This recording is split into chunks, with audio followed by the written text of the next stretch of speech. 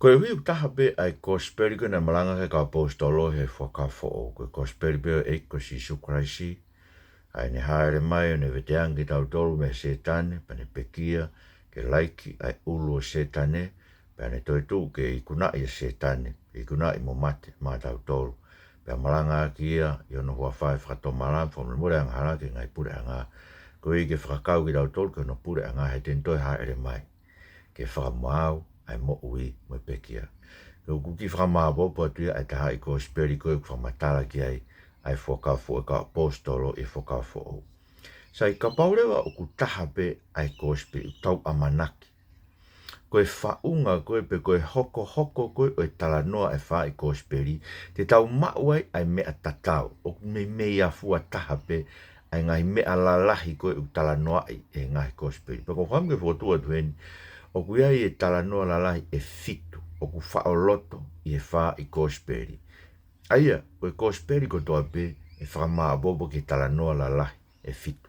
Pea ko toa mai mea koe ni, me he rea koe na whai koe e pita i e whare o kori niusi. Manatu koe mea koe tau whakotu u tau pehe, koe Kosipeli pe taha na malanga ke ka apostolo. Pea ko pau koe Kosipeli pe taha. O ku tau ke tau sio i e Faa'i Kosipeli, neongo whotunga kehe e nau whakamatala, ka o ku tonu ke ei pe fo i makatu unga ta, fo i whaunga pe taha. O ku nau takitaha langa ai, hono whare whaka Kosipeli, ka pati tau lawa whakailea pe. Ai koe fo i makatu unga taha ko ia, o ko toa mai e me rea koe na whai e pita, i e whare kori niusi. Mau inga peke tau toa mai ki kong koe ni koe uhi, koe ulaki aloe na pita whakamatala i Kosipeli, ai Kosipeli koe na nau tui kena nau malanga aki, i he whare o ha sentairi ai koe kai koe siu e. Ta uile vai koe Kosipeli en, ta ko wanga whotua ke te motor koe te fito i koe whaunga koe pe koe makatuanga e pita whakotu ai koe makatuunga whaka apostolo en o Kosipeli ko toa pe na e whatu. Tau ilo mea koe na whai koe pita whare kokori niusi, ai ngai mea nala he tolu o kau ki Kosipeli, ai koe uluaki koe Kosipeli o kuma ae ka kai ko toa pe. Whanau ke kamata pe ne rea koe whare kori niusi, mo mea koe toki au ene a Kosipeli ke whare wa sentairi. Pane pehange, e pita tā koe tok mahino i ke te au, o kai ke whiwhiri mānako ai otua, ka neongo pe koe whi ia ai kakai. Ka ilonga ai o kapasia ke te ia, pe a ngāo e whai ke totonu, o kungafua ke ne au ke te aia, koe Kosipeli o mai kakai ko tō pe kai tau te fito ke kakai o kapasia ke otua, e a watu Kosipeli ke te nau tau, hange koe whare koe no kori niusi. Kura ki mea, koe Kosipeli mai kakai ko tō pe, ia ngai whakaukau ne, takai holo pe koe kau tamisa tau tai nau ke iohoro mue tō koe Kosipeli a mātiu ne whauia tō koe ke siasio mātiu. Ko whi siasio mātiu, hana ke tau ilo ki tau tō. Tō koe Kosipeli o maake ne whauia ke siasi koe ne ngāue a maake, ko whi siasio maake. Ke tau ilo tō me tohi tapu me koe tau pe mo luke, tau pe mo sioni. Tau ilo ko sioni na i efeso. Ko koe ke tala maia i kamataanga Kosipeli o pehe, koe Kosipeli na hiki e sioni mai siasi i efeso. Aia, ko whengan ke toko e whanga whakaukau koe tō kua, koe Faa'i Kosipeli tō kua koe ngai Kosipeli ko tō nai whatu ki nau tau, ke ngai siasi na i ngā ue kau tangata apostolo koe. Mālo pene nau ngāwe ki nau tō ngai siasi, ka oku i kai ke tatau ai whatu e ngai Kosipeli, mono whatu e ngai pseri a paula. Ai koe fui te fito e whakaukau koe ni, koe uho e whakaukau koe ni, koe pē tō kua, o tatau pē e whakaukau koe no whatu e ngai Kosipeli, mono whatu e pseri. Nai tohi peki nau toke ngai sias, nai kai tohi kia sias. Koe Kosipeli, maa maamani kato, mai ka kai koto pe, tau te whito e teki nau tolu kua pasia ki he otua. Kono ua, koe Kosipeli koe mea me he otua. Ves tolu ono ngai vai hongo furu perewa e pita tā koe ako naki na ne tukuat ki ha iseri, he ne whakahaya si Isu Christ ai o ngongo, le rei o e meri no, koe eiki mo oni ia o e kakai koto pe. Sio, koe ngongo le rei, koe mea umau me he otua. Ka koe o ngongo le rei, ma ai kakai ko tō pe ko si sukuraisi, koe eiki mo onia o kakai ko tō pe. Aia, koe Faa'i Kosipeli na hikia, ke laua a mamani katoa o nau iloai ai taha i Kosipeli koe, aina malanga e kau apostolo. Ai taha i Kosipeli, o Sisu Christ ko tau whakamo uia, i hene pekia, mone toi tuu, ke whakamore more e tau ngahi ang hala. Ka ingata pe koe Kosipeli, mai kakai ko tō pe, koe Kosipeli ko no mata vai, koe otua, ka koe Kosipeli koe mea nai hoko he historia.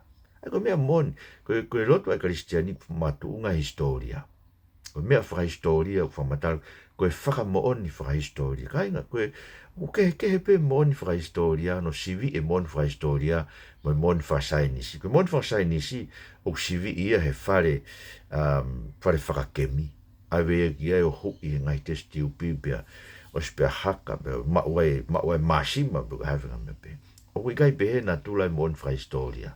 Koe mooni whakahistoria, ngai koe pehe na e whaki, e sastupo uraki, ai koni stutone tap taval fitni ma ko foi mon fa historia e ke tau lawa tau ave foi moni ko ia o to ki hakai ia fare fa tol fa kemi to kua ko i ke lawa fa moni na hoko foi me ko ika tau be mo be na pekia e ko si su kraisi pe na baptizo si su kraisi sion pe na ne fa ngai mana pe na ne fononga i ka leri pe ne fononga se Jerusalem tu ki fa o ke kolosi to tu hi no a tolu ne ha le ke ko moni fra historia ko ia ko pau ke ma o tau fa moni fra historia ta toki ai aia ko Kosipeli ko whakamatala o mea na e hoko e historia pene behe ko whakamoni whalala anga taha a ki nau tolu na nau sio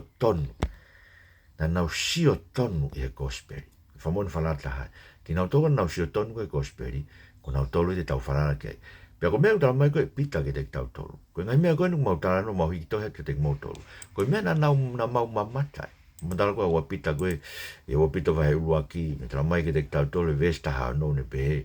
Tala e hai koe mau whai ke ngai whananga, ne whau ke whakahinga ai kakai, e mau ongoa atu ai mafi o tau eike ko si Isu Kraisi mo ne toi hoko mai. Ka koe kau sio tonu ki mau tolu i hono langi. Nanau sio tonu e langi. Oi otua. Pena nau mau me he otua koe tamai whakabapa me langi, he o mai ke te ia aere o koia na pehe whau, he skaina nau ia o pehe, ko alobere ena aia, utoka ki ai, e ku hoifua. Aia, upapua pita vai rua kia vista hao no me tawhitu, na nau whanongo ke reo, na nau whakamooni sio tonu ke mea koe na nau sio ke. Mea tatau pe utamai ke te tau tolu apostol ko sio ne. Mea tatau pe. Roxione vai roaki ton mai ke tau tol ko ngai mea kau ke frofola mo ui ko ngai mea na iai me kamata anga ko ngai mea ko mau whanongoa ko mea ko mau mamata ke ko mau mata ko ngai mea na mau siofia pe fa ke mau nima siofia pe fa ke mau nima hena e fai a mo oni ai mo ui pe ko mau mamata ke ai pe ko mau fra mo oni ke ai pe ko mau fra hadu ai mo ui ko ia ta ngata ai ne fe ngai mo tamai pe ne whakae a ke te mato. Ia, koe whakamooni sio tonu, koe mea nai hoko historia, koe Kosipeli, koe mea nai hoko historia.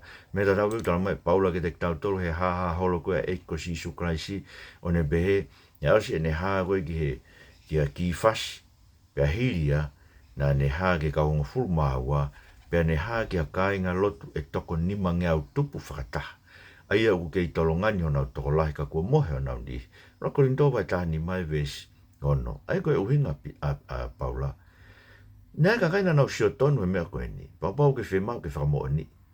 Pake alo wakai ki nau to. Eke ka ki nau to na nau sio tonu. Toko ni mange au koe ni kei mo ui peni ia. Aia koe Kosipeli, koe mea whahistoria ia. Moni koe mea mai ka kai ko toa pe. Koe mea mehe otua. Ka koe mea nai hoko historia pe. Koe hui koe ni hoko historia. O mahu inga au bitu ai whakamooni a ki nau tonu nau sio tonu e mea koe ni. Ai ni unau hiki tohi mai.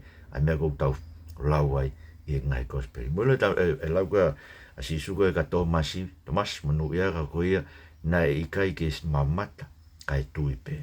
Koe huinga a si su. Tomas manu ia ki nau tolu koe ke nau mamata ka nau tui ke whakamooni a ki nau tolu koe nai sio tonu. Hena e tonu ke tui a Tomas hene hau koe patalange toko ngofuru na nau mamata ki he eiki. Na to tonu ke tui a Tomas, na te kai ke sio i ke eiki, ka kua sio ke kau tangata koe pia tui ke nau whamoni. Ai ko ki tau tolu tau koe monu ia, whakataha mo Tomas e monu ia, ke ne kai ke tau mamata ki tato eiki toi tu. Ka o ku tau tui pe ke whakamooni a ki nau tolu, na nau mamata tonu i he eiki, ko si Isu Kraisi ki tau mai mo i taingata, i ono wafa.